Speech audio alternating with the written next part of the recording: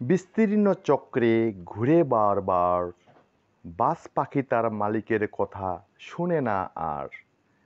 ভেঙে পড়ে সবই, কেন্দ্রীভূত থাকে না সব কিছু, কেবল অরাজকতা পৃথিবীতে করেছে দুর্বল। ডিয়ার লার্নার্স, আজকে আমরা একটি অতি গুরুত্বপূর্ণ টিকা জানতে চলেছি, অর্থাৎ মাৎস্যনে।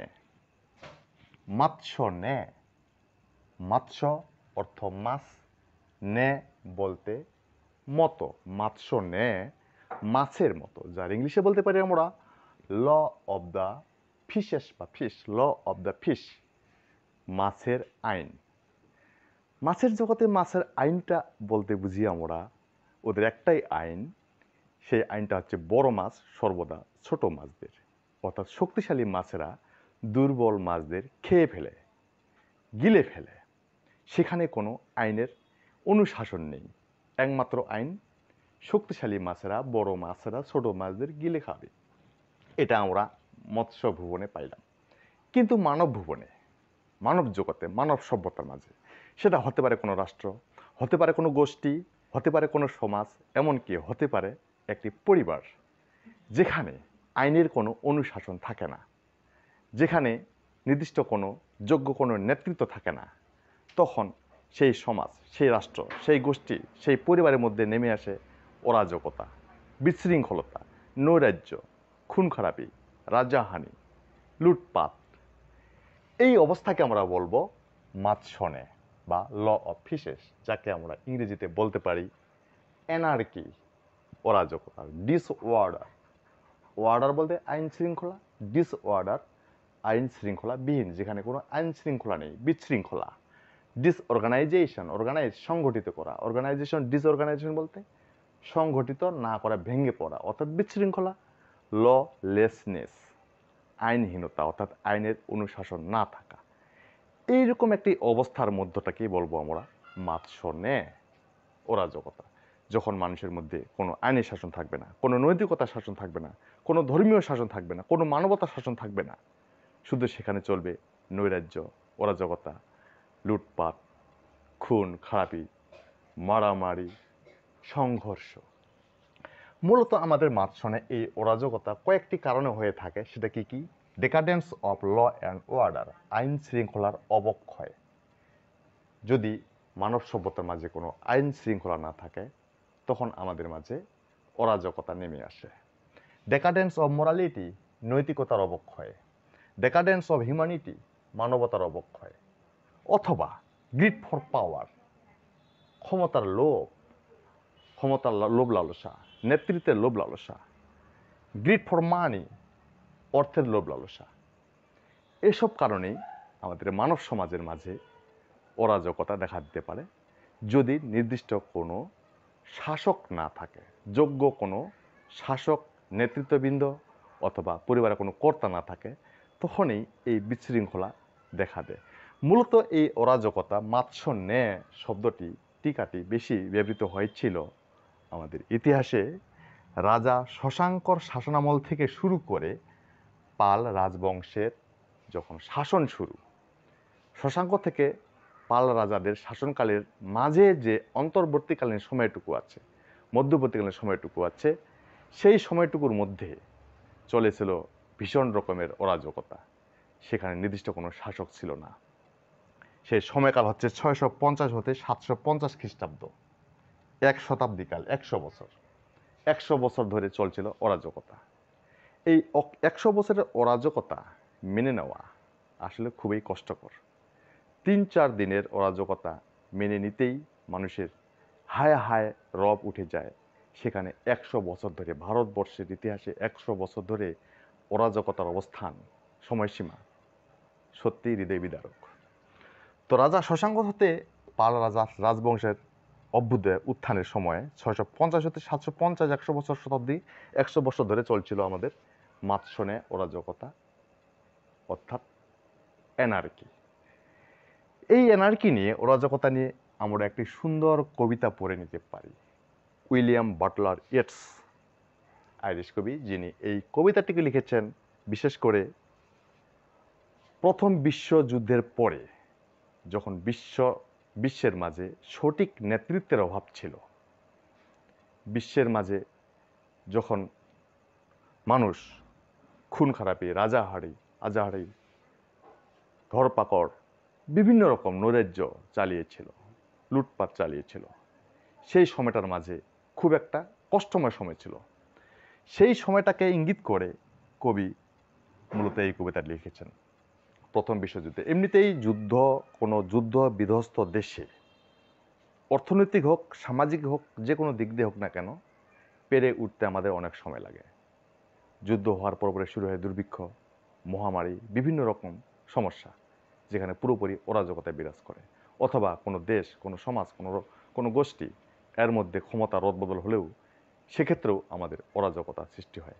তা প্রথম বিশ্বযুদ্ধের সময় থেকে শুরু করে যে অরাজকতা শুরু হয়েছিল, যে নৈরাজ্য বিরাজ করছিল, সেটাকে ভিত্তি করে কবি এই কবিতাটি লিখেছেন এবং সেই কবিতার নাম দিয়েছেন দ্য সেকেন্ড কামিং, দ্বিতীয় জন আসছে। মূলত কবিতাটি একটি সিম্বলিক কবিতা হিসেবে ধরতে পারি আমরা। সিম্বলিক বলতে এখানে বলা হয়ে থাকে, খ্রিস্ট ধর্ম মতে বলা হয়, বিশ্বাস করা হয় যে যিশু খ্রিস্ট জন্মগ্রহণ করবেন। পুনর্জন্ম করার পর তিনি পুনরায় মানব সভ্যতার মাঝে ধর্ম সংস্থাপন করবেন। তো যখন মূলত আমাদের কষ্টের, নৈরাজ্যের শেষ সীমায়, সর্বনিম্ন স্তরে পৌঁছে গেছি, তখন আর কোনো শেষ নেই, তখন শুধু শুরু হওয়ার পালা। অর্থাৎ নতুন করে শুরু করতে হবে। নতুন আরেকজন আসছেন, দ্বিতীয়জন আসছেন, যিনি হচ্ছে যিশু খ্রিস্ট। তিনি রিসারেকশন করে পুনরায় মানব সভ্যতার মাঝে ধর্ম সংস্থাপন করবেন।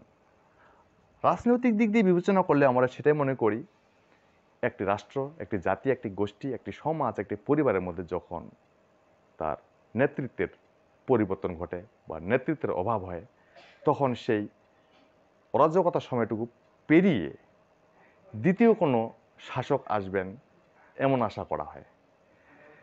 তাই দ্য সেকেন্ড কামিং, দ্বিতীয় জন আসছেন। এই মুহূর্তে অরাজকতা চলছে, এই মুহূর্তে সারা বিশ্বের মধ্যে কোনো শাসকের কথা কেউ শুনছে না, তবে দ্বিতীয় জন শীঘ্রই আসছে।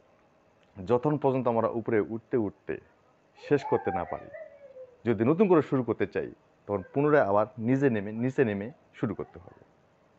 যখন কোনো আমরা নতুন কিছু শুরু করতে চাই, যেটা ধরে আছে সেটা শেষ না হওয়া পর্যন্ত নতুন কিছু শুরু করা যায় না। তো এই শুরু করতে হলে দ্বিতীয় জন আসছে, অর্থাৎ আমাদের এই ক্রান্তি লগ্ন থেকে এই কষ্টময় সময়টা পেরিয়ে গিয়ে আমরা নতুন দ্বিতীয় জন আসবেন, আমরা নতুন আশার আলো দেখতে পাবো, যাকে কবিতাটির আলোচনা করি। Turning and turning in the widening gyre, the falcon cannot hear the falconer. Things fall apart, the center cannot hold. Mere anarchy is loosed upon the world. Turning মানে ঘোরা, চক্রাকারে ঘোরা, ঘুরপাক খাওয়া। অ্যান্ড টার্নিং শুধু চক্রাকারে ঘুরছে এবং ঘুরছে। ইন দ্য ওয়াইডেনিং, প্রশস্ত, বিশাল। জায়ার, বলয় বা চক্র। দ্য ফ্যালকন, বাজ পাখি। ক্যান নট হিয়ার, শুনতে পায় না। দ্য ফ্যালকনার, বাজ পাখির মালিককে। বাজ পাখিকে মূলত পোষ মানানো হয়। এই বাজ পাখি তার মালিককে হারিয়ে ফেলেছে। মূলত বাজ পাখি, ঈগল, এই জাতীয় কোনো আশ্রয় খোঁজার সময় অথবা কোনো শিকার করার সময় দেখা গেল আকাশের উপরে শুধু চক্রাকারে ঘুরতে থাকে। কোনো যদি আশ্রয় না পেয়ে থাকে, আশ্রয় খোঁজার জন্য সে ঘুরতে থাকে। ঠিক তদ্রূপ বাজ পাখি তার মালিককে হারিয়ে ফেলেছিল, তাকে খুঁজতে আকাশের উপরে চক্রাকারে ঘুরতেছিল। দ্যাট ইজ, মানব সভ্যতার মানুষ প্রথম বিশ্বযুদ্ধের পরে তার প্রকৃত শাসককে খুঁজে নিতে হন্যে হয়ে খুঁজে চলছিল। অর্থাৎ এখানে যেমন বাজ পাখির কথা, বাজ পাখির মালিকের কথা বাজ পাখি শুনতে পাচ্ছে না, কোথায় তার মালিক, কোথায় কখন তাকে ডাকছে, এই আশা যখন সে চারিপাশে ঘুরছে, ঠিক মানুষ তার যোগ্য শাসককে খোঁজার চেষ্টা করছে। যোগ্য শাসকের অভাবে তাদের মধ্যে বিশৃঙ্খলা দেখা দিয়েছিল, অরাজকতা দেখা দিয়েছিল। সেটা নিরসনের জন্য তারা শাসক খুঁজছিল, যোগ্য শাসক, তার মালিক। তাহলে এখানে ফ্যালকনারকে আমরা শাসক ধরে নিতে পারি এবং ফ্যালকনকে আমরা জনগণ ধরে নিতে পারি, তার অনুসারী ধরে নিতে পারি। নেতার অনুসারীকে আমরা ফ্যালকন ধরে নিতে পারি, নেতাকে ফ্যালকনার ধরে নিতে পারি। থিংস ফল অ্যাপার্ট, প্রকৃত শাসকের অভাবে আইনের শাসনের অভাবে সব কিছুই যেন বিশৃঙ্খলার মধ্যে পড়ে যায়। থিংস বস্তু, ফল পরে এপার্ট বিচ্ছিন্নভাবে পৃথক পৃথকভাবে বস্তু খসে খসে পড়ছে। অর্থাৎ প্রকৃত শাসকের অভাবে আইনের শৃঙ্খল, আইনের অনুশাসন আজ বিনষ্ট হয়ে গেছে, খসে খসে পড়ছে। The centre can not hold, centre কেন্দ্র ক্যান নট হোল্ড, কেন্দ্র আর ধরে রাখতে পারছে না। অর্থাৎ দেশের অনুশাসন যে আছে, গোষ্ঠীর যে শাসন সংবিধান নিয়ম আছে, সেই নিয়ম সেই শাসককে আমরা এখানে সেন্টার ধরে নিতে পারি। সে তার অনুসারীদের আর নিয়ন্ত্রণ করতে পারছে না, আইনের অনুশাসন পরিচালনা করতে পারছে না। The centre can not hold, এখানে সেন্টারকে আমরা শাসককে ধরে নিতে পারি। মেয়ার এনার্কি, শুধুমাত্র অরাজকতা, অনলি এনার্কি, শুধুমাত্র অরাজকতা ইজ লুজড, বিরাজমান আছে। আপন দ্য ওয়ার্ল্ড, বিশ্বের মধ্যে, এই পৃথিবীর ধরাধামে শুধুমাত্র নৈরাজ্য বিরাজ করছে। দ্যাট ইজ, যখন শাসনের আইনের অনুশাসন থাকবে না, তখন কিন্তু মানুষ মানুষের কথা শুনবে না, তার প্রকৃত শাসককে খুঁজবে, যোগ্য শাসককে খুঁজবে।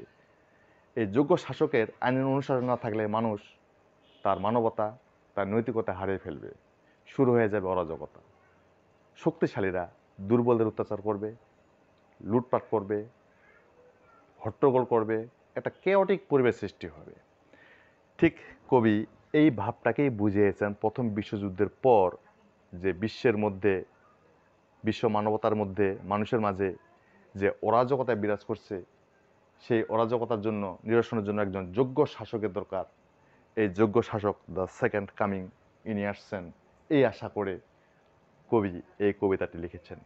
Turning and turning in the widening gyre, the falcon cannot hear the falconer, things fall apart, the center cannot hold, mere anarchy is lost upon the world. বিস্তীর্ণ চক্রে ঘুরে বারবার, বাস পাখি তার মালিকের কথা শুনে না আর, ভেঙে পড়ে সবই, কেন্দ্রীভূত থাকে না সব কিছু, কেবল অরাজকতা পৃথিবীতে করেছে দুর্বল। So dear learners, thank you very much for watching my video. আমার এই ভিডিওটি ভালো লেগে থাকলে অথবা আমার এই চ্যানেলে নতুন হয়ে থাকলে প্লিজ সাবস্ক্রাইব করে দেবেন। Thank you, by.